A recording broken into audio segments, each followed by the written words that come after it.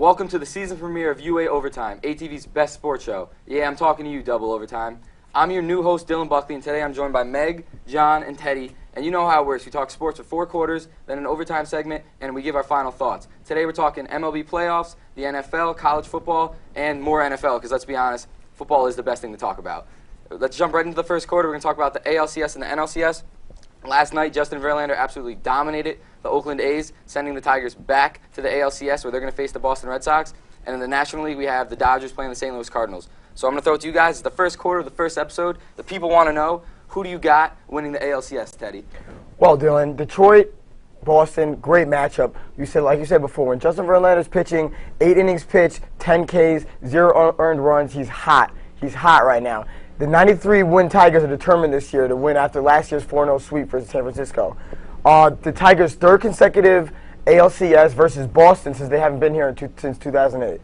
I got the Tigers just because of star power. We got Scherzer, Verlander, and Cabrera. I got Detroit in 7. They definitely have the playoff experience. Meg, who do you got? I think that you really just put it all out there for me. Verlander shut out last night. I mean, 2 hits in the 8th inning or 9th inning, not too sure, but honestly, I see Detroit taking this. Okay, and John, who you got? I think it's really close. It's about as close as it's going to get. The pitching on both these sides, with Detroit, there's Verlander, of course. There's Scherzer. There's Anibal Sanchez. Sanchez was the ERA leader in the American League, and Scherzer led the league in wins. And then, of course, there's Verlander, who didn't lead in anything, but he's Justin Verlander. And then on Boston's side, of course, there's Clay Buchholz. There's John Lester. They traded for Jake Peavy. And, of course, John Lackey. There's a wealth of pitching on both ends. But for me, it's just going to come down to how resilient Boston is and how steady their lineup is. Because you got to remember, they were just able to take down a Tampa Bay Rays team that was facing elimination, and I think it was something like 5 of their last 10 days. And you're not going to face a team more resilient than that. Right, so I think I have Boston in 6, maybe 7. All right. Well, we'll split on this because I'm gonna have to agree with John. I hate to do it as a Yankees fan, but I'm gonna have to pick the Red Sox. They were god awful last year. They finished last in the AL East. They got rid of Bobby Valentine. They made a bunch of really good moves in the offseason, and they finished tied for the most wins in baseball this year with the St. Louis Cardinals. Both teams are pretty even. Both have really good solid lineups and very good pitching staffs. But I'm going to give 2 edges to the Red Sox. A, they have home field advantage to the playoffs, so if it comes down to a close series, Game 7, they're going to be at Fenway at home for Game 7. And the other edge is Verlander pitched on Tuesday.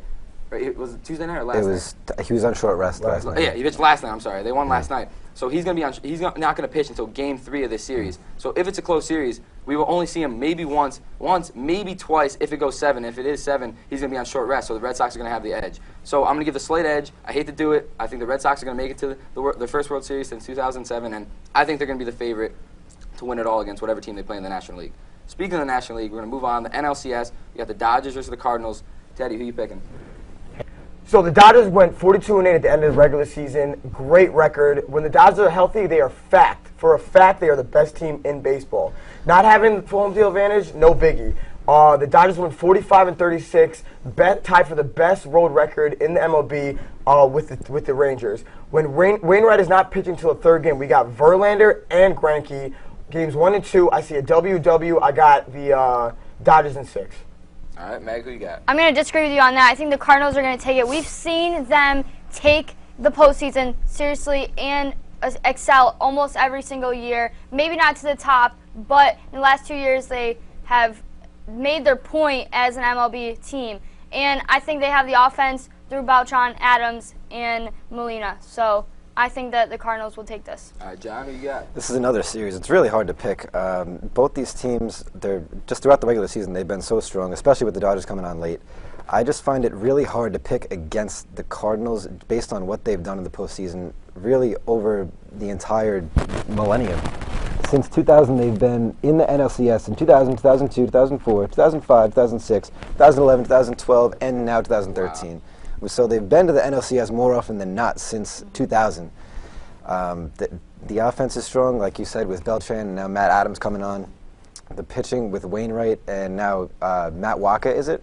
Who's he's Michael Waka? Waka. We'll call him Waka. But I mean, that's no disrespect to the Dodgers either. They're no joke with Puig hitting the way he's been hitting and Hanley Ramirez. Their lineup is as deep as they come. Carl Crawford coming on strong lately. Absolutely. I really can't bet against the Cardinals. I think I have them going in 7. It's going to be a long series. I know that much. Absolutely. John, getting it with the Cardinals history book. Absolutely, good stats. I really want to see the Dodgers win. I want to see Donnie Baseball get a ring, because he didn't get one when he was with the Yankees. Clayton Kershaw is easily the best pitcher in baseball, in my opinion, and Yasiel Puig was my fantasy sleeper pickup this season. He killed it for me. So I want to see the Dodgers win, but like John and Meg said, you can't bet against the Cardinals in October. They get there every year. They make it deep every year. They were only one game away last year from making it to the World Series. And every year it seems like some role player for them steps up in the playoffs and is huge. In 2006 when they won the World Series, it was David Eckstein. In 2011 it was David Freese. And they have Carlos Beltran, who just passed Babe Ruth on the all-time playoff home run list. He's a beast. David Freese has, I think, 29 RBIs in 36 career postseason games.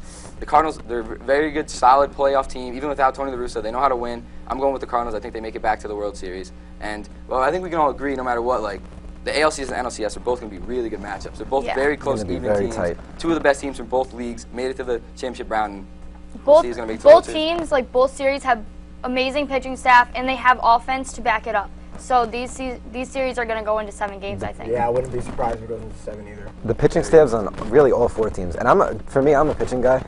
If I'm watching the baseball game, I'd much rather it be a 1-0 game, finish in 2.5 hours, than see a 10-9 slugfest. So for me, I'm gonna enjoy the series no matter what. I'm gonna like seeing, say, Wainwright go up against Greinke, or Verlander go up against Buckles. I feel like as good as the offenses are, I think they might be very low-scoring games, but it's going to be fun to watch. When you got Greinke and Kershaw going games 1 and 2, that's tough. Absolutely. That's tough to beat, man. Well, we'll see. Game 1 of the NLCS starts Friday at 8:30 in St. Louis. Game 1 of the ALCS is Saturday at 8 in Boston. That's it for the first quarter. Coming up in the second quarter, we're all going to laugh at how terrible the Giants are. Well, at least I am. Stay tuned. Being independent. College experience is whatever you make.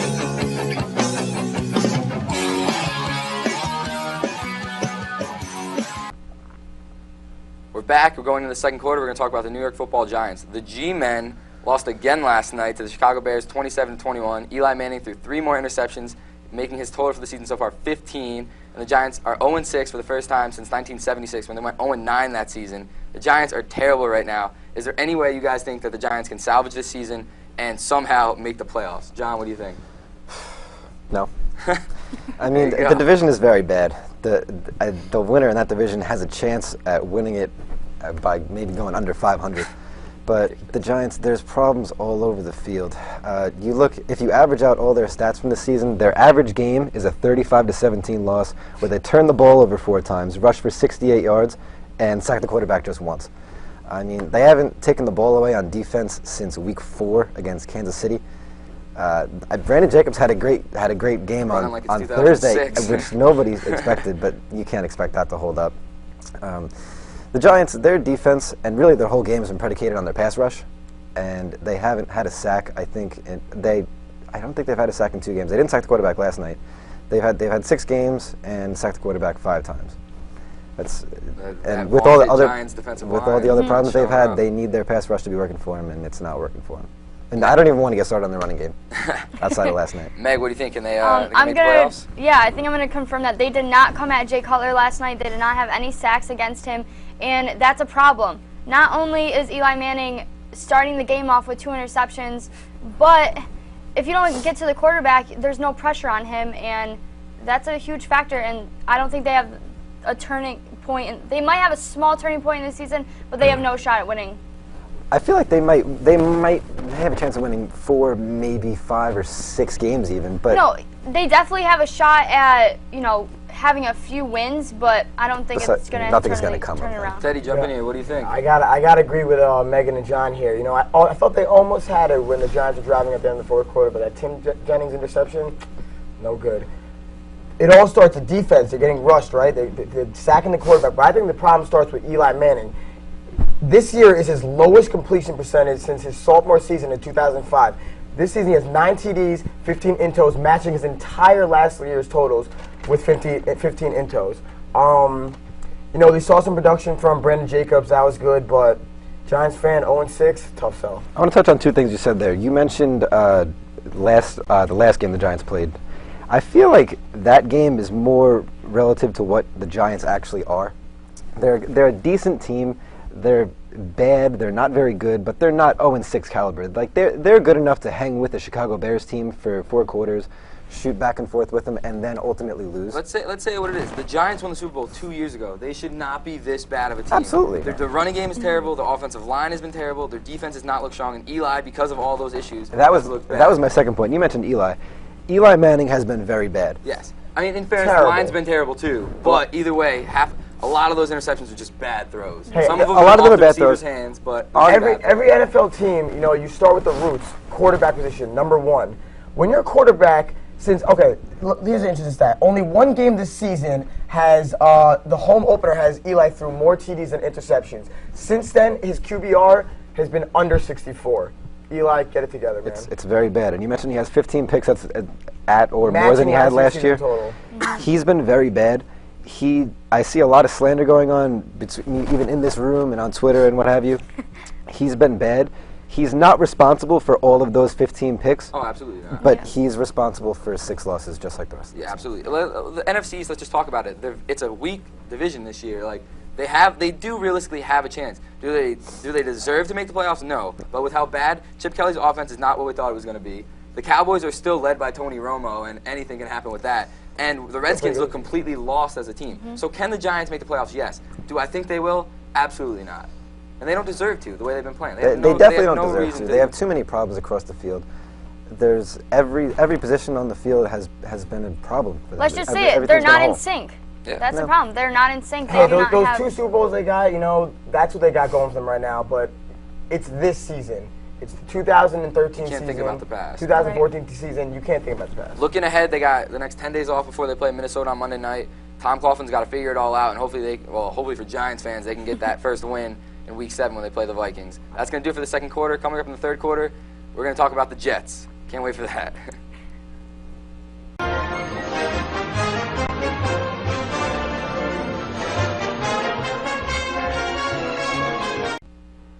Welcome back. We're in the third quarter now. We're going to continue talking about New York football, but we're going to talk about the best team in New York this season, the Jets. I never thought I'd be saying that at this point in the season. LOL Giants. All right, we're going to talk about, and more specifically, we're going to talk about Geno Smith, the rookie starting quarterback. He's been very inconsistent this year. He's thrown 7 touchdowns, 8 interceptions, but he looked very strong last Monday against the Falcons. Threw 3 touchdowns, no turnovers, and led them down the field in the final 2 minutes to defeat the Falcons in what a lot of people see as an upset. The Jets are looking pretty decent this year, and the question that all Jets fans are thinking is Geno Smith the future of this team? Is he going to be a superstar quarterback? So I'm asking you guys, is he the man that Mark Sanchez couldn't be? Teddy, what do you got? You know what? This year we don't have any Andrew Lucks. We don't have Russell Wilsons. We don't have RG3s. We got a rookie quarterback that's coming into the league as a normal rookie quarterback. But, however, you were right, Dylan. He started off, a little slow, a little inconsistent, with those intos. But this game, like you said, 3 touchdowns, 0 interceptions, 16 for 20, 80% completion percentage, and his QBR was 147.7. When your quarterback is going 147.7, I'm happy, the Jets are happy, everyone's happy. Jets fans should definitely be happy right now. Yeah. Meg, what do you think? I'm happy. I'm a Jets fan, but the big number here is 0. He was sacked 4 times, but he did not turn the ball over, and that's what you want to see, a rookie quarterback growing from his mistakes. And you have to say, sure, he was definitely shaky in his first few starts, but this is a turning point for him, and he's learning from his mistakes. John, do you believe in the Dark Knight, Geno Smith? Well, if you put it that way. What you mentioned there, that is the key to the entire thing, the turnovers. With every rookie quarterback, that's what you're going to be talking about, turning the ball over, throwing interceptions. And Smith is a running quarterback, fumbling the ball. And for the first 4 or 5 games, 4 games actually, you saw Smith doing things that rookie quarterbacks do. Maybe not to the extent that other rookie failures have done, but he played in a very mediocre over the first 5 games. You know what? Quality win versus the Falcons. That's what I was The Jets needed just getting something like to. that. Quality win. According to the NFL Post, the Jets moved up 11 spots from 27. Now they're tied for 16th with the Eagles and the Titans. And you know what? I think the Jets can move past those 2 teams. Jets fans should definitely be happy about the performance, but let's put the win in perspective. It was the Falcons' defense. They're ranked 21st in the NFL. Their secondary has been terrible this year. But that's what you're supposed to do when you play bad defense. You're supposed to play well. It was the Falcons' defense, but more than just the Falcons or any NFL team. It was Geno Smith and the Jets conquering themselves, conquering all the. Fair enough. But were Jets fans saying that the week before when he had 4 turnovers against the Titans? Were they saying he's the future? My whole point is not that he's not going to be a great quarterback. Is that It's too early to tell. He's a rookie. Of course, it's 6 games in every his week. NFL career. The Jets haven't won 2 games in a row yet. Can he win 2 games in a row before we start crowning him? That's true, but in terms of this season, before the season started, people had the Jets winning 3 or 4 games. True. The goal, they got rid of Sanchez. That's what they did. They got rid of He's Sanchez. gone. That's true. You know, Gino is coming into the league. He's fresh. You know, he's got some experience now. Matter of fact, in the fourth quarter, he led the team down the field for a game-winning field goal. You know, rookie quarterback under that pressure, especially away at the Falcons, at Atlanta, I think he did a solid job. Oh, no, absolutely. Very impressive win for a rookie. I also want to say he jumped into a Jets organization where the drama is at an ultimate high as normal. And for him to do that, and I think that he finally took responsibility for his team. And if the Jets want this guy to be a superstar quarterback, can they get him some weapons? The leading receiver right now on this team is Kellen Winslow Jr. He has the most catches on the team. I didn't even know Kellen Winslow Jr. was still in the league. Let's be honest. Like, they need to get him weapons. That was Mark Sanchez's main thing. He didn't have great wide receivers. Get this guy some weapons, and he can be a great quarterback. I feel if Sanchez, not Sanchez. If Smith can play the way Mark Sanchez played it in his first 2 years, manage the team, and handle the game, be a game manager, because this Jets defense right now this year, it's very good. It might not be as good as it was in those first 2 years. They have a decent running game too. The Powell has been pretty well, and they have Goodson back now with Ivory. They have a 3-headed running attack that's not that bad. Their defense is strong, maybe not as strong as the first few Rex Ryan years, but it's strong. If Geno Smith can handle the game, I think they'll be okay. Hey, he moves them into second in the AFC East, and New England against New England 4-1. You know, 1 game behind. That's Absolutely. it. With New England, with the lack of weapons that they have, you never know. Gino, 2 thumbs up. There you go. Well, that's going to wrap it up. Jets fans, you have something to look forward to for finally in a while since the Rex Ryan age has kind of declined. All right, that's going to wrap it up for the third quarter. Coming up in the fourth quarter, we're done talking about New York football. We are not talking about the Bills in the fourth quarter, thank God. And we're going to talk about the best matchup this weekend. All right.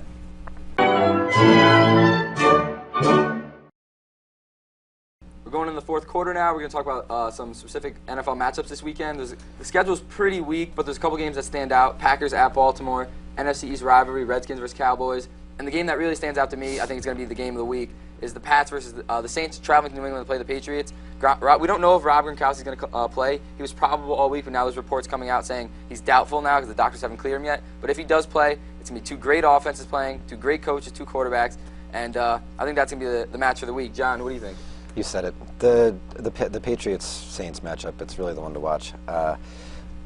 Between the way the Saints have been playing defense this year, they have allowed opponents to just 14.6 points per game and 222 passing yards.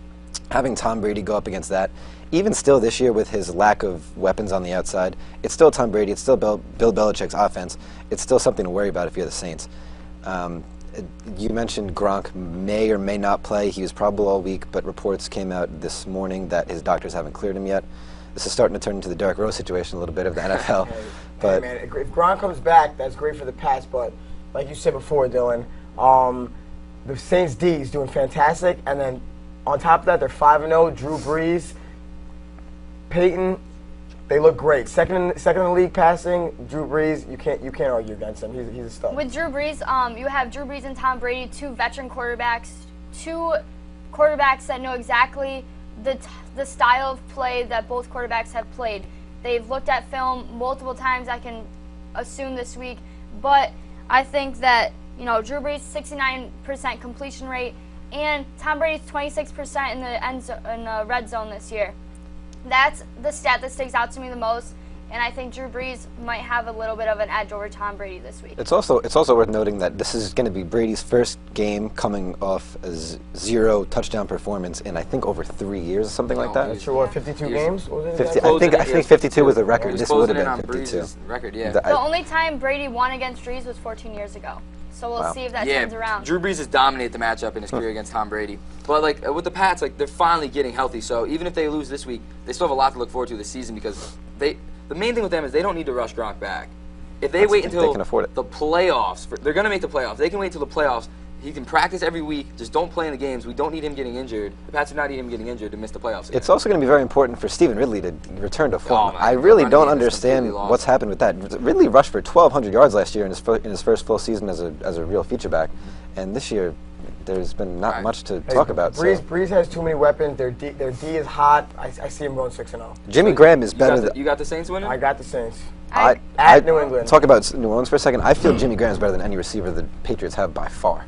Oh, when Gronk's healthy, though, they're the two best tight ends in the league. Well, yeah, We're not as of right now, obviously, Definitely. Jimmy Graham's top three in in the league in receiving yards. It's tough. Yeah, The Saints are 5-0. New England's 4-1. All right, so who you got? Teddy, you got the Saints. John, I got who you the got? Saints. Saints. Meg? Saints. All right, I'm a Pats fan. I'm going to try and be unbiased in this. If Gronk plays, I got the Pats winning a close game. I don't think it's going to be like a 40-point game. I think it's going to be mid-20s for both teams. If Gronk doesn't play, Brady doesn't have the weapons, I think the Pats lose to the Saints. That's going to do it for the fourth quarter. Coming up in overtime. Actually, hold on. No one's picking the upset of the century, Jacksonville Jaguars over the Denver Broncos. I was going to mention the game of the year. No one's picking that? No one? The line is 28. If no I one's- might pick Jacksonville. If against no, the spread. if no one's picking that game, I'm going to do it. Dylan Buckley, am picking right now the Jacksonville Jaguars to cover the spread and only lose by 27 points to the Denver Broncos. That'll do it for the fourth quarter. Coming up in overtime, we're going to come up for overtime and our final thoughts.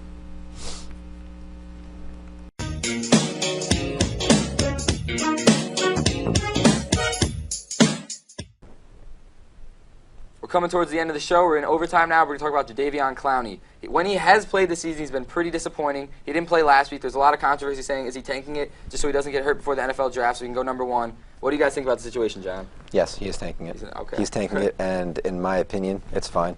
He's the best college football athlete there is. He's the best college football athlete there's been in recent years, maybe in the next few years, on the defensive side of the ball at the very least. He, at this point, it's guaranteed to him. Millions upon millions of dollars are guaranteed to him. And you can make the argument that for his team, for the sake of his teammates, he should be giving his 100% all. And it's hard to argue that point. But from a personal human being standpoint, this man has tens of millions of dollars and a steady career lined up for him. I don't see any sense in risking. Meg, what do you think? Honestly, what does it say that he's not in the field right now, though? I think that if I was his teammate, I would say, why are you not on the field? Absolutely. We know that you can be on the field and that you're going to make us a better team. That's tough to argue. You know? But I understand that he has a potential of making millions of dollars, but why are you afraid of getting hurt? Where's the heart? Because football is the most dangerous sport. Where's the heart, though? You're quitting on your teammates?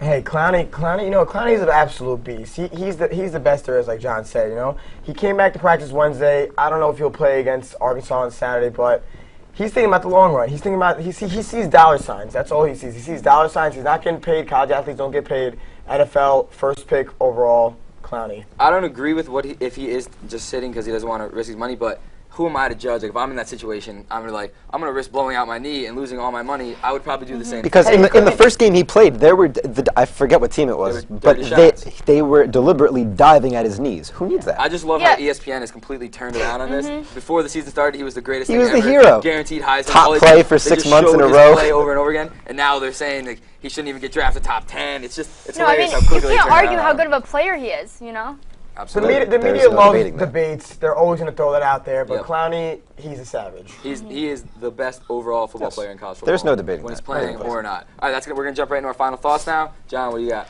New York Knicks. They acquired Andrea Bargnani last offseason in a very, it wasn't very well received among the Knicks fans, among the community.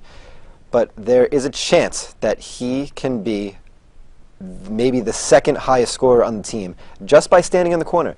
We've seen in the first preseason game, he likes to get involved, he likes to get the ball, and he likes to do his little pump fake, and he likes to drive to the basket. But that's not what he needs. What he needs to do is stand in the corner while Carmelo Anthony and J.R. Smith do all the dribbling and open up the entire side of the court for him just so he can stand there, shoot threes, and shoot the Knicks to victory. All right, Meg. I like your final thought. I'm a Knicks fan myself, but I'm also a Yankees fan, and off that, I want to say, is Cano really worth $305 million? I don't think so. He did not bring us to any championships this year. Sure, he kept us in there a little bit with his offense, but I don't think he's worth the money. The smartest move the Yankees did this year was bring Girardi back for 4 years. Absolutely agree with that. Teddy, what do you got? Hey, Saturday, Juan Manuel Marquez and Tim Bradley, WBO welterweight title. I think Marquez gets the win. If he gets the win, 5th boxer in history to be a champion in 5 different weight classes. Juan Manuel Marquez, stud. For my final thought, I'm going to look at the past history of this program. It was started by Jeff Lahans and Jermaine Dennis. And Jermaine was the original host when I started on the show. Last year, my friend Joe Marshall was the host. And this year, Spencer Pesh, our producer, chose me to be the host of the show. I'm pumped. I'm happy to be here. I want to make this the best year we've got. They're like the past. They were a solid squad. You know, Drew Bledsoe on the Patriots. But I'm Tom Brady, all right? Week 2, Bledsoe goes down. It's a new season. I'm coming in. I'm leading us to the Super Bowl. Are those Uggs? We're gonna. Oh, yo, the Uggs are dope. Don't hit on the Uggs. All right. So I'm going to lead us to the Super Bowl. We're going to have the best year. Double overtime, nothing. We're going to be the best show on ATV because of this squad we got right here. And you have a girl on your squad. We got a girl, exactly. What else do we need? Pats, pack it up. Gino. Get out of here. I believe All right. in you. J-E-T. That's going to do it for this week. Hope you enjoyed it. We know you enjoyed it. It was great. We'll see you next week. And we'll see you on TV at 3 a.m. when you turn on ATV because that's the only time people watch. See you later.